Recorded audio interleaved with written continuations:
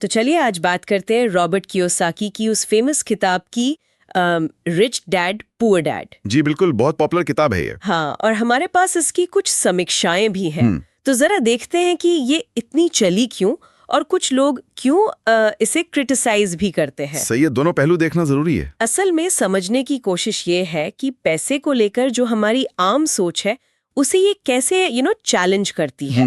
शुरुआत तो होती है वो दो पिताओं की कहानी से, है ना। एक हाँ, अमीर डैड राइट। जो असल में उनके दोस्त के पिता थे, हाँ हाँ, और एक पुअर डैड मतलब उनके अपने पिता। यहीं से पूरा नजरिया सेट होता है, मुझे लगता है। बिल्कुल।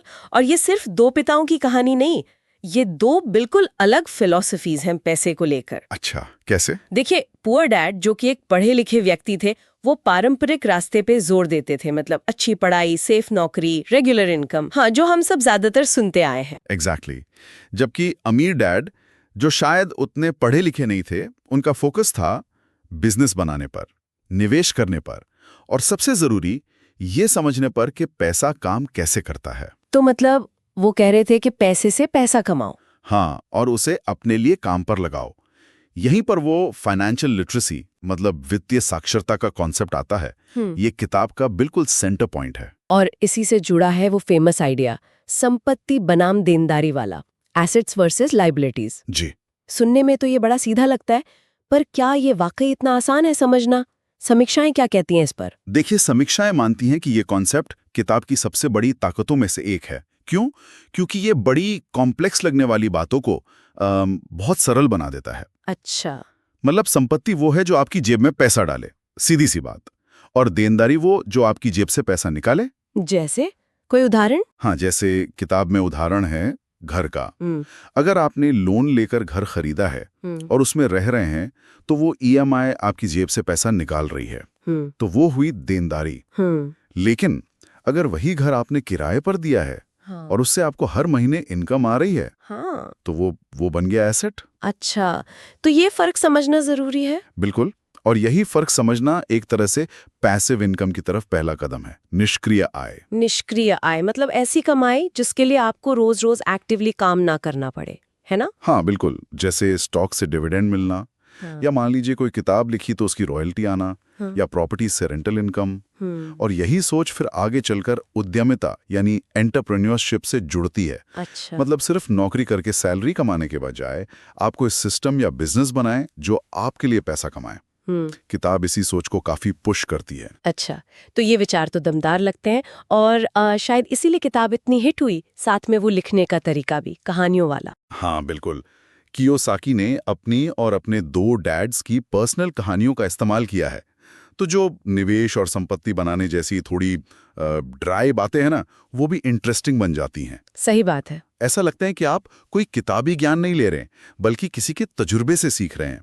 और इसने सीधी चुनौती दी उस पारंपरिक सोच को, नौकरी करो, घर खरीदो, रिटायर हो जाओ। लोगों को लगा कि अरे एक और रास्ता भी है। लेकिन फिर सिक्के का दूसरा पहलू भी आता है, आलोचनाएं। वो भी तो कम नहीं है। गुडरीड्स पर भी रेटिंग 4.15 है, जो दिखाता है कि सब लोग इसके फैन नहीं है। जी हाँ, आलोचनाएं भी काफी हैं। क्या है वो मुख्य आलोचनाएं? कई तरह की हैं। एक तो ये कि कुछ सलाह, खासकर रियल एस्टेट या थोड़े अग्रेसिव निवेश से जुड़ी, वो काफी जोखिम भरी हो सकती हैं। अच्छा।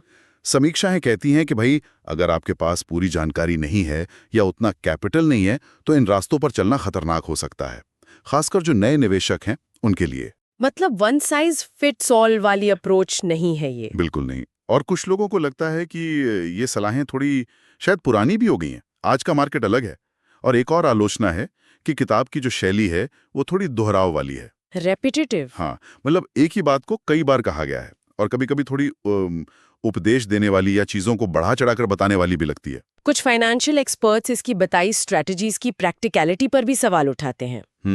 ये तो सोचने वाली बात है।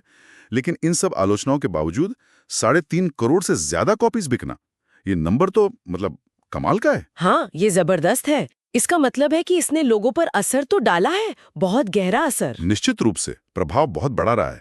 आप देखिए, कितने लोग कहते हैं कि इस किताब ने पैसे को देखने का उनका नजरिया ही बदल दिया। सही में। हाँ, निवेश के बारे में, अमीर बनने के बारे में उनकी पूरी सोच बदल गई।